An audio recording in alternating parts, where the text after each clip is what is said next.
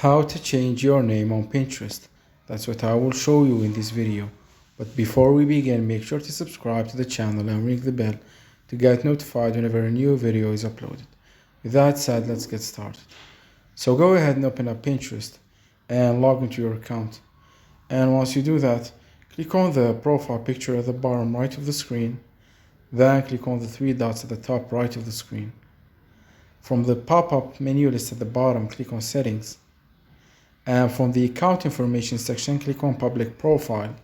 And here you will be able to change your first name and last name. And once you're done, say for example, you choose a name and you're done, just click on the Done button at the top right of the screen to save the changes. So that was it for this video. That's how you can change your Pinterest name. If you have any questions, please leave them in the comment section down below. With that said, see you in the next video.